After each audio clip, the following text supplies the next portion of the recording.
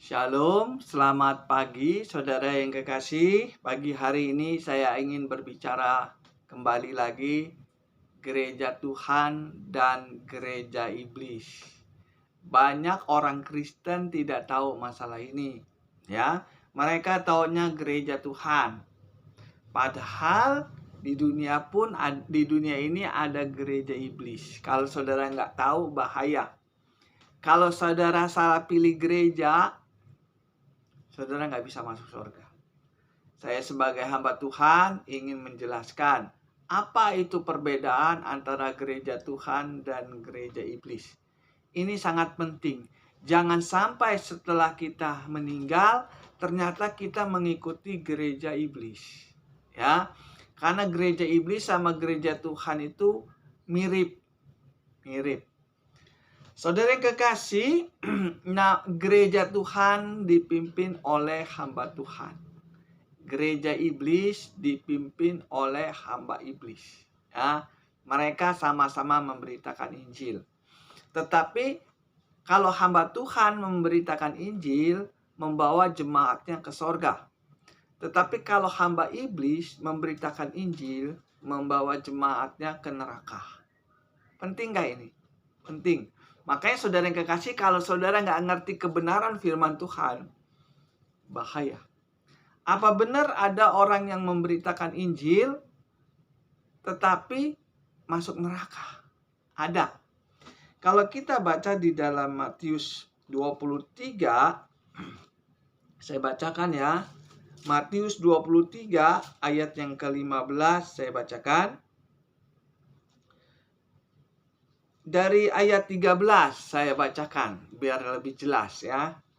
Matius 23 ayat yang ke-13. Celakalah kamu hai ahli-ahli Taurat dan hai orang Farisi, hai orang-orang munafik, karena kamu menutup pintu-pintu kerajaan surga di depan orang, sebab kamu sendiri tidak masuk dan kamu merintangi mereka yang berusaha untuk masuk. Celakalah kamu hai ahli-ahli Taurat, hai orang-orang Farisi, hai orang-orang munafik, sebab kamu menelan rumah janda-janda, sedangkan kamu mengelabui mata orang dengan doa yang panjang-panjang. Sebab itu kamu pasti akan menerima hukuman yang lebih berat. Ayat 15. Celakalah kamu hai ahli-ahli Taurat, hai orang-orang Farisi, hai orang-orang munafik, sebab kamu mengarungi lautan, menjelajahi daratan untuk menobatkan satu orang menjadi penganut agamamu. Dan sesudah ia bertobat, kamu menjadikan dia orang neraka. Ini adalah salah satu hamba iblis atau gereja iblis menutup pintu sorga. Kalau kita baca ayat 13, celakalah kamu hai ahli Taurat, hai orang Farisi, hai kamu orang munafik, kamu menutup pintu-pintu kerajaan surga di depan orang, sebab kamu sendiri tidak masuk. Kamu merintangi orang yang ingin masuk surga. Jadi ini adalah hamba iblis. Ya, sudah masuk ke dalam gereja. Yang namanya hamba iblis, dia menutup pintu surga. Saudara yang kekasih, ini adalah ciri-ciri hamba iblis. Dia membawa jemaatnya ke neraka. Kalau saudara salah pilih gereja, kalau saudara salah pilih hamba Tuhan, ya, ternyata bukan hamba Tuhan, hamba iblis. Maka setelah saudara mati, saudara nggak masuk surga. Saudara masuk neraka. Kalau pintu surganya sudah ditutup oleh hamba iblis, bagaimana jemaatnya bisa masuk surga? Betul nggak? Kalau hamba iblis itu memberitakan Injil lain. Kenapa banyak orang Kristen masuk neraka? Karena mengikuti hamba iblis. Kita baca di dalam Galatia. Ini adalah ciri-ciri hamba iblis. Dia beritakan Injil, tapi Injilnya nggak benar. Ya, Galatia 1 ayat yang ke-6 saya bacakan. Aku heran bahwa kamu begitu lekas berbalik daripada dia yang oleh kasih karunia Kristus telah memanggil kamu dan mengikuti suatu Injil lain.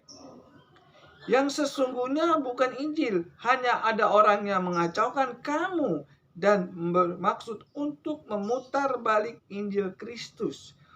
Tetapi sekalipun kami atau seorang malaikat dari surga yang memberitakan kepada kamu suatu Injil yang berbeda dengan Injil yang telah kami beritakan kepadamu, terkutuklah dia. Seperti yang telah kami katakan dahulu, sekarang kukatakan sekali lagi, jikalau ada orang yang memberitakan kepadamu suatu Injil yang berbeda dengan apa yang telah kamu terima, terkutuklah dia. Ini hamba iblis. Dia memberitakan Injil lain. Makanya saudara yang kekasih, kalau saudara nggak ngerti firman Tuhan, nggak ngerti Alkitab, bahaya. Karena hamba iblis itu memberitakan Injil lain. Orang yang mendengar Injil lain itu nggak dapat surga, tetapi mendapatkan kutuk. Ngeri ya. Jadi firman Tuhan ini jelas bahwa ada hamba iblis yang memberitakan Injil lain. Dampaknya apa? Jemaatnya tinggal di neraka setelah mati. Saya nggak menakuti saudara kekasih. Saya sebagai hamba Tuhan harus menerangkan masalah ini. Jangan sampai saudara mengikuti gereja iblis. Yang namanya gereja iblis ya membawa jemaatnya ke neraka, bukan ke sorga. Saudara yang kekasih, apa sih ciri-ciri hamba iblis? Dia nggak mau taat dengan kebenaran firman Tuhan. Saudara, salah satu contoh hamba iblis itu di dalam Matius 7 ayat yang ke-26. Saya bacakan. Tetapi setiap orang yang mendengar perkataanku ini dan tidak melakukannya, ia sama seperti orang yang bodoh yang mendirikan rumah di atas pasir. Tetapi setiap orang yang mendengar perkataanku ini dan tidak melakukannya, ia sama dengan orang yang bodoh. Jadi hamba iblis itu nggak tahu taat dengan firman Tuhan. Apa yang dicatat di dalam Alkitab, hamba iblis nggak mau ikuti. Mereka menolak. Dia baca Alkitab, saudara yang kekasih. Dia dengar suara Tuhan, tetapi dia nggak mau taat. Ini yang dinamakan hamba iblis. Dia belajar firman Tuhan, tapi dia nggak mau taat. Banyak hamba Tuhan belajar firman Tuhan. Banyak hamba Tuhan baca Alkitab tiap hari, tetapi dia nggak mau taat. Itu ciri-ciri hamba iblis. Dia nggak mau hidup kudus. Saudara yang kekasih, kalau saudara baca 1 Tesalonika 4, saya bacakan ya. Ini adalah hamba iblis. Ciri-cirinya harus saudara tahu ya. 1 Tesalonika 4 ayat yang ke-7. Allah memanggil kita bukan untuk melakukan apa yang cemar, melainkan apa yang kudus. Karena itu, siapa yang menolak ini, ia bukan menolak manusia, melainkan menolak Allah. Ini hamba iblis. Kamu dipanggil bukan untuk melakukan apa yang cemar, tapi apa yang kudus. Barang siapa yang menolak ini, dia bukan menolak manusia, tapi menolak Tuhan. Ini yang dinamakan hamba iblis. Dia menolak Tuhan. Tuhan suruh kita hidup kudus, tetapi dia menolak hidup kudus. Orang Kristen, hamba Tuhan yang gak mau hidup kudus, sadar atau tidak sadar, dia sudah menolak Tuhan. Saya ulangi lagi ya, bacanya ya. 1 Tesalonika 4 ayat yang ke-7. Allah memanggil kita bukan untuk melakukan apa yang cemar, melainkan apa yang kudus. Karena itu, barang siapa yang menolak ini, ia bukan menolak manusia, melainkan menolak Allah. Jadi kalau saudara jadi orang Kristen, saudara harus hidup kudus. Nggak ada pilihan lain. Kalau saudara mau mengikuti perintah Tuhan, saudara harus hidup kudus. Allah memanggil kita. Saudara kan dipanggil Tuhan. Untuk apa Tuhan memanggil saudara? Supaya saudara hidup kudus. Ya, Allah memanggil kita bukan untuk melakukan apa yang cemar, tetapi apa yang kudus. Jadi kalau Allah selamatkan kita, supaya kita hidup kudus. Itu maksud Allah. Kenapa Allah menyelamatkan kita? Supaya kita harus hidup kudus. Jadi kalau orang Kristen atau hamba Tuhan yang gak mau hidup kudus, berarti dia sudah menolak Tuhan. Kalau dia menolak Tuhan, berarti dia bukan hamba Tuhan, hamba iblis. Yang namanya menolak Tuhan itu bukan hamba Tuhan, saudara yang kekasih. Ya, saya ingin katakan, saya ngajar sederhana sekali. Orang Kristen, hamba Tuhan yang gak mau hidup kudus, ia disebut menolak Tuhan. Kalau dia menolak Tuhan, berarti dia bukan hamba Tuhan. Orang Kristen atau hamba Tuhan yang gak mau hidup kudus, dia bukan hamba Tuhan. Berarti hamba iblis. Ya, sangat jelas ya. 1 Tesalonika 4 ayat 7 dan 8. Apa hidup kudus? Ya, kudus di mata saya sama kudus di mata saudara beda. Kudus di mata kita sama kudus di mata Tuhan itu berbeda. Nah, yang di dalam Alkitab ini, kamu dipanggil bukan untuk melakukan apa yang cemar, tapi apa yang kudus. Nah, kudus ini menurut Alkitab, menurut Tuhan. Apa itu kudus menurut Tuhan? Kalau saudara baca di dalam Roma 7, saya bacakan saja ya, biar jelas ya. Roma 7 ayatnya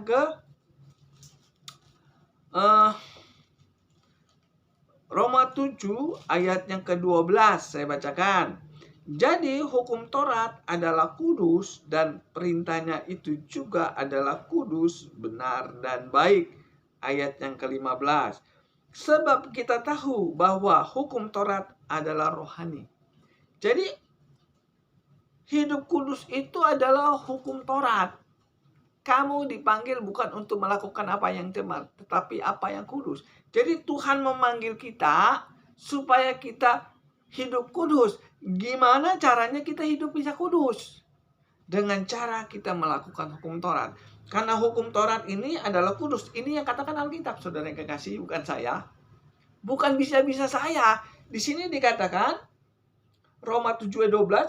Jadi hukum Taurat adalah kudus, perintahnya itu juga adalah kudus dan benar. Jadi kalau saudara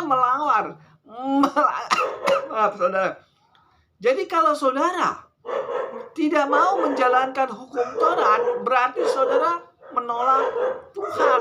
Sadar atau tidak sadar, suka atau tidak suka, banyak sekali orang Kristen bahkan hamba Tuhan yang menolak hukum Tuhan, menolak hukum Taurat. Ya, sangat jelas di sini dikatakan. Jadi hukum Taurat adalah kudus dan perintahnya itu juga adalah kudus, benar dan baik. Jadi hukum Taurat itu baik, saudara yang kekasih. Ini yang nyatet, yang nulis ini firman Tuhan, saudara yang kekasih. Yang namanya firman Tuhan itu nggak pernah salah. Kalau firman Tuhan sudah mengatakan hukum Taurat itu kudus, baik dan benar, siapa yang berani menyangkal? Kalau omongan saya bisa salah, ya kan? Omongan saya bisa salah, ngomongan malaikat aja bisa salah. Tapi kalau firman Tuhan yang sudah katakan hukum Taurat itu kudus, nggak pernah salah. Siapa yang berani membantah hukum Taurat itu kudus? Saya nggak berani membantah hukum Taurat. Karena hukum Taurat itu kudus, benar, dan baik. Nah, sayangnya banyak hamba Tuhan yang menolak hukum Taurat. Kalau hamba Tuhan menolak hukum Taurat, berarti dia menolak hidup kudus. Kalau dia menolak hidup kudus, berarti dia menolak Tuhan. Kalau dia menolak Tuhan, berarti dia bukan hamba Tuhan, hamba iblis. Makanya di dalam Alkitab ini, orang yang menolak Tuhan berarti dia sudah menolak hukum Taurat. Orang yang menolak hukum Taurat itu disebut orang fasik. Kita baca di dalam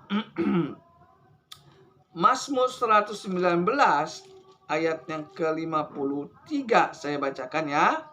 Mazmur 119 ayat 53. Aku menjadi gusar terhadap orang fasik yang meninggalkan Taurat-Mu. Jadi kalau orang yang meninggalkan Taurat atau menolak hukum Taurat, berarti dia sudah menolak Tuhan. Kamu dipanggil bukan untuk melakukan apa yang cemar, tetapi apa yang kudus. Yang kudus itu hukum Taurat. Barang siapa yang menolak ini, dia bukan menolak manusia, berarti dia menolak Tuhan. Jadi kalau saudara menolak hukum Tuhan, hukum Taurat, berarti saudara sudah menolak Tuhan. Secara sadar atau tidak sadar, ini firman Tuhan. Makanya banyak sekali hamba-hamba iblis yang menguasai gereja. Hamba Tuhan yang gak mau hidup kudus, berarti dia tidak mau menjalankan hukum Taurat. Berapa banyak hamba Tuhan yang gak mau hidup kudus? Berapa banyak hamba Tuhan yang gak mau menjalankan hukum Taurat? Kalau dia menolak hukum Taurat, dia bukan menolak manusia, tapi menolak Tuhan.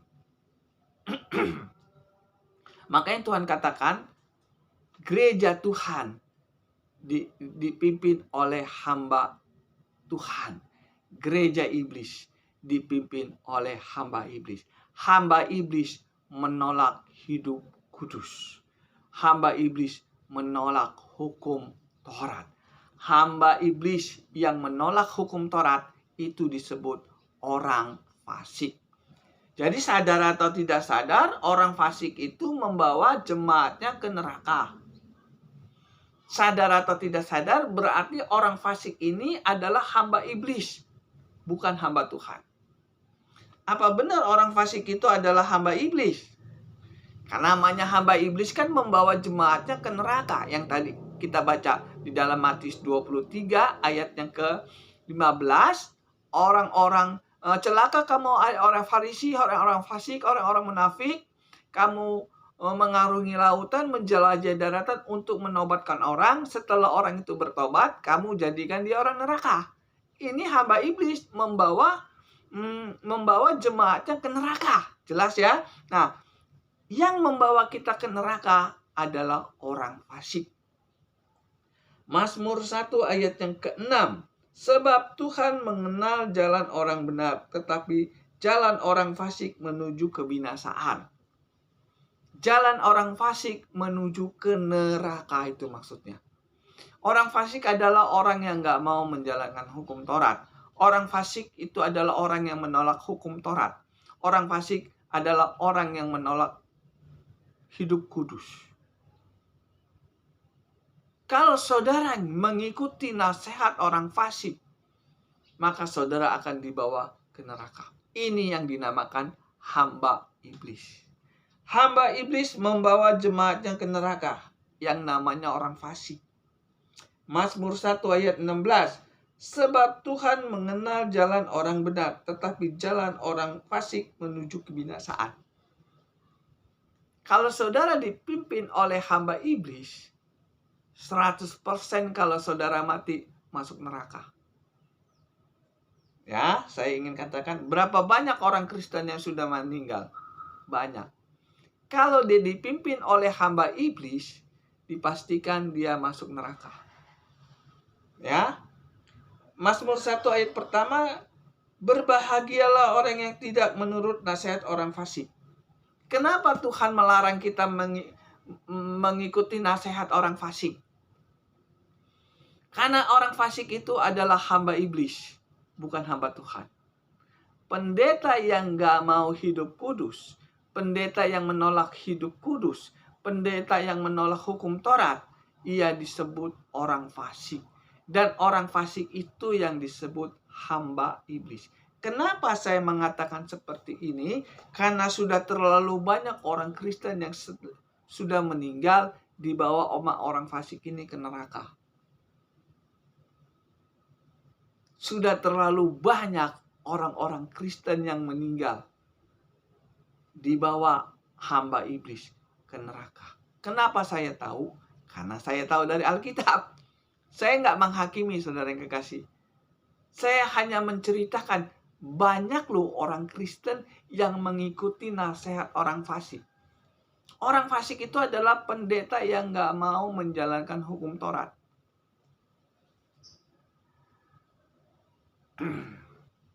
Ya, ini firman Tuhan, saudara. Yang saya sampaikan ini firman Tuhan, bukan bisa-bisa saya. Tugas saya memberitakan kebenaran firman Tuhan. Ini firman Tuhan. Sebelum saudara meninggal, saudara cek. Pendeta saya ini orang fasik bukan? Pendeta saya ini utusan Tuhan atau utusan iblis? Kalau pendeta saya utusan iblis, maka saya akan dibawa ke neraka. Betul nggak?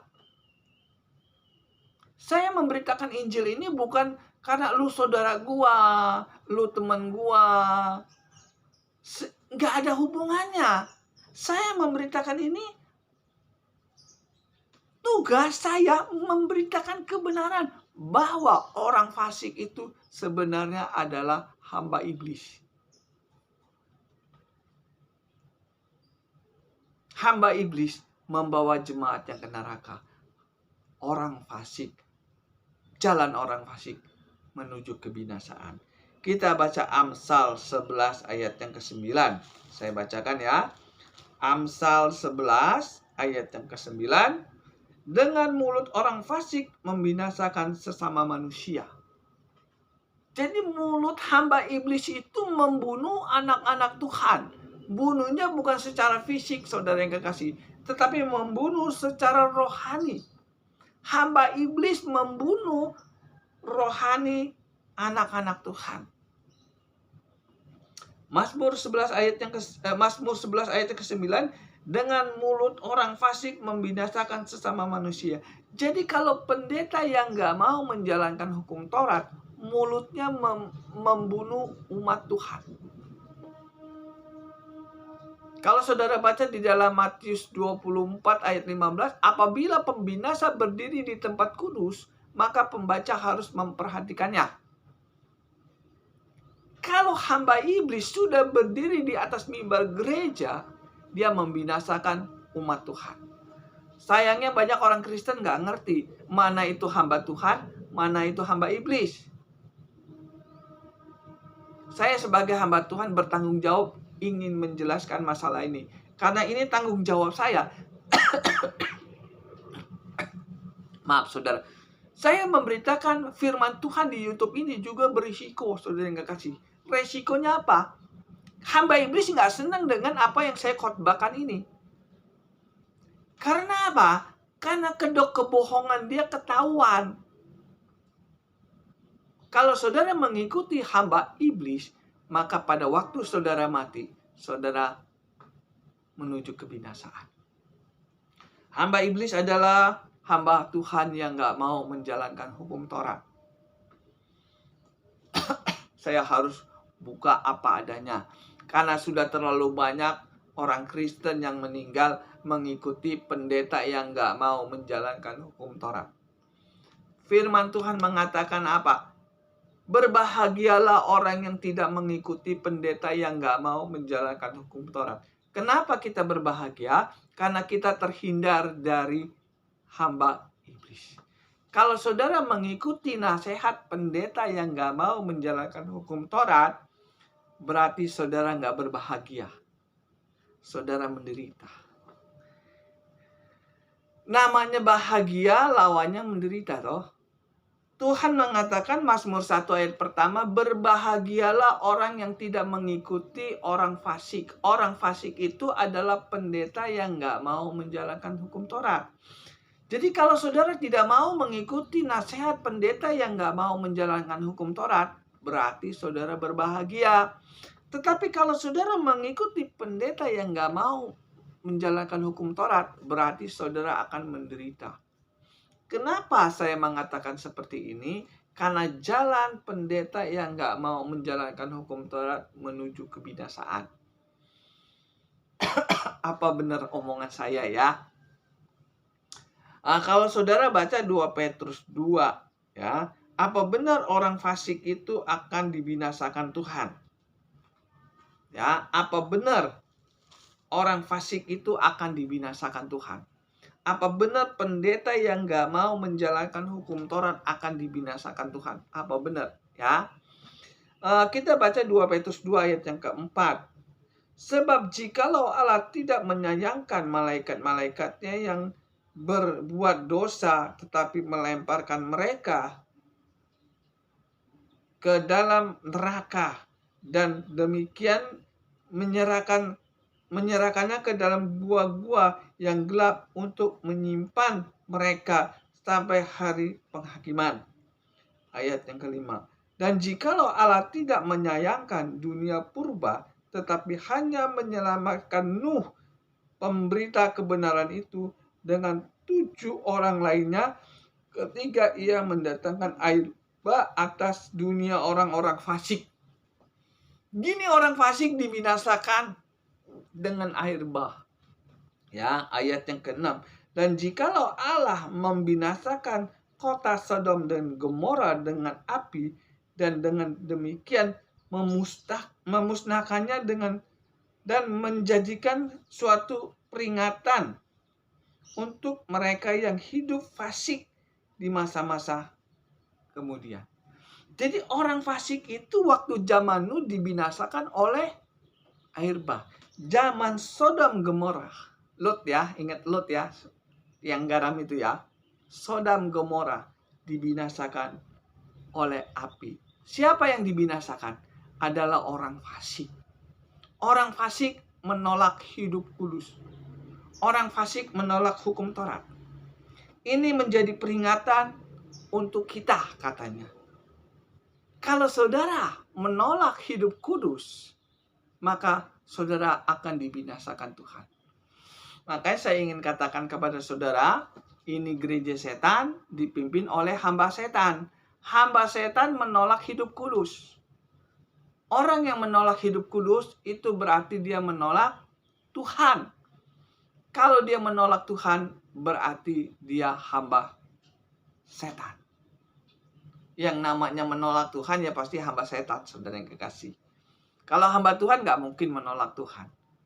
Ya, saudara yang kekasih, saya tidak menjelekkan pendeta, saya tidak menghakimi, saya hanya memberitakan kebenaran firman Tuhan. Sudah terlalu banyak orang Kristen yang mengikuti pendeta yang nggak mau menjalankan hukum Taurat. Pendeta yang nggak mau menjalankan hukum Taurat, dia bukan hamba Tuhan. Karena dia menolak hukum Tuhan. Ya, jelas ya apa yang saya beritakan firman Tuhan. Gereja Tuhan dipimpin oleh hamba Tuhan. Ciri-ciri hamba Tuhan taat dengan kebenaran Tuhan. Gereja iblis dipimpin oleh hamba iblis. Ciri-cirinya tidak taat. Tuhan suruh menjalankan hukum Taurat.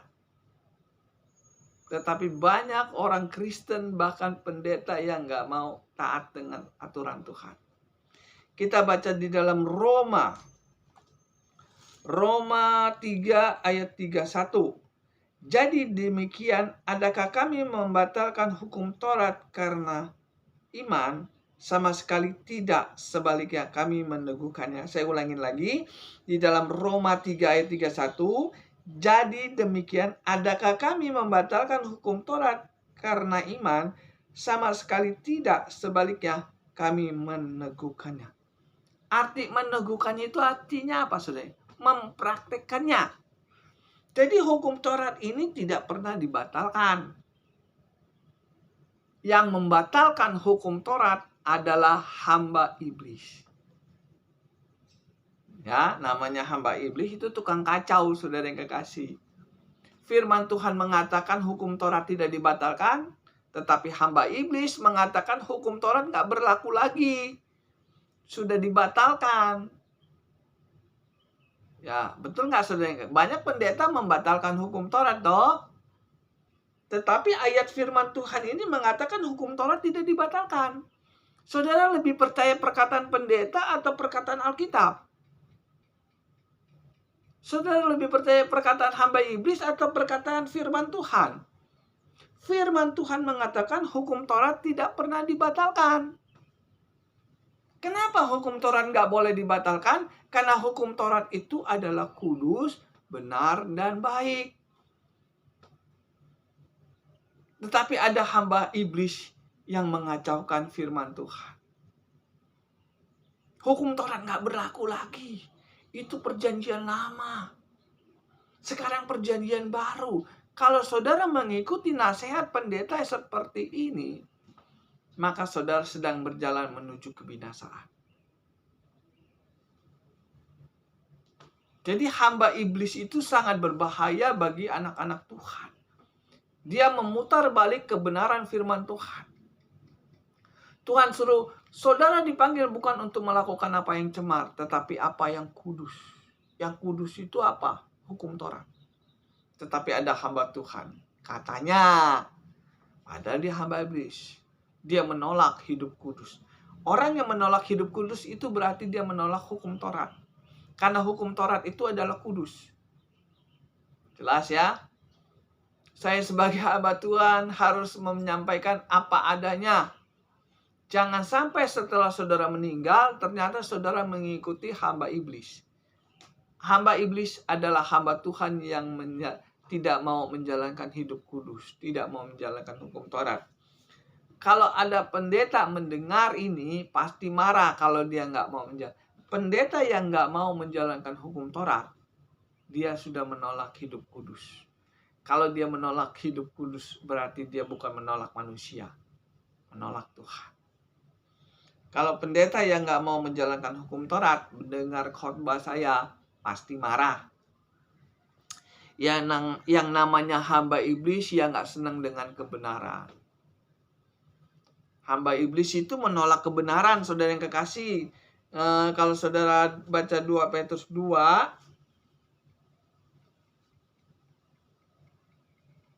tunggu bentar ya. 2 Petrus 2 ayat yang kedua. Banyak orang akan mengikuti cara hidup mereka dengan dikuasai oleh hawa nafsu. Dan karena mereka jalan kebenaran akan dihujat. Jalan kebenaran akan dihujat. Bayangin saja. Ada orang yang memberitakan kebenaran firman Tuhan, dihujat. Saya memberitakan hukum Taurat. Tapi banyak sekali pendeta yang menghujat saya. Jalan, di sini dikatakan apa? Jalan kebenaran akan dihujat. Apa sih jalan kebenaran itu? Hukum Taurat. Kalau saudara baca di dalam Roma 2 ayat 13, di situ dikatakan bukan orang yang mendengar hukum Taurat yang dibenarkan Tuhan, tetapi orang yang melakukan hukum Taurat lah yang dibenarkan. Tetapi di sini dikatakan karena mereka jalan kebenaran akan dihujat. Orang yang memberitakan Injil, orang yang memberitakan hukum Taurat itu dihujat. Saya memberitakan firman Tuhan loh. Saya memberitakan hukum Taurat. Hukum Taurat kan firman Tuhan. Tapi banyak sekali pendeta yang menghujat saya. Jadi firman Tuhan ini ya dan amin. Kalau ada orang yang menghujat ke jalan yang benar, maka dia disebut hamba iblis. Namanya hamba iblis nggak senang dengan kebenaran Tuhan. Ya, saya ingin katakan sekali lagi, gereja setan dipimpin oleh hamba setan, menolak hidup kudus. Gereja Tuhan dipimpin oleh hamba Tuhan, mengajari jemaatnya untuk hidup kudus. Jadi sangat jelas ya saudara yang kekasih, pada pagi hari ini berbicara tentang gereja setan dan gereja Tuhan. Kalau saudara salah pilih gereja, saudara mati, saudara masuk neraka. Makanya saudara kalau ke gereja itu dengar khotbahnya. Jangan dengar satu pendeta yang khotbah. Dengar khotbah pendeta yang banyak. Jadi saudara bisa berbandingan nih, mana pendeta yang benar. Pendeta yang benar membawa jemaatnya masuk surga. Pendeta yang nggak benar membawa jemaatnya masuk neraka. Pendeta yang membawa jemaatnya ke neraka adalah pendeta yang nggak mau menjalankan hukum Taurat. Jalan orang fasik menuju kebinasaan. Jalan pendeta yang nggak mau menjalankan hukum Taurat membawa jemaatnya ke neraka. Ya, kalau pendeta mendengar yang nggak mau menjalankan hukum Taurat, dengar YouTube saya, pasti marah. Itu urusan dia sama Tuhan. Tugas saya hanya memberitakan. Sudah berapa banyak orang Kristen dipimpin oleh pendeta yang fasik, yang sudah meninggal. Ya, makanya kalau firman Tuhan itu nggak boleh main-main. Nggak semua orang Kristen mati masuk surga. Kalau dia dipimpin oleh hamba iblis, dipastikan mati masuk neraka. Jangan hanya bermodal percaya saja masuk surga, mujizat masih ada. Kita diselamatkan oleh kasih karunia. Firman Tuhan yang lain dibuang. Hosea 4 ayat 6, umatku binasa karena tidak mengenal Allah. Sekalipun saudara umat Tuhan, kalau saudara mengikuti hamba iblis, ya nggak masuk surga. Kalau saudara kurang jelas masalah ini, saudara bisa hubungi saya. Kita berdoa. Terima kasih Tuhan atas firman-Mu yang Engkau sampaikan pada pagi hari ini. Berkati orang yang mendengar YouTube saya ini, dan berkati juga saya yang memberitakan kebenaran firman Tuhan. Terima kasih Tuhan, di dalam nama Yesus. Haleluya. Amin.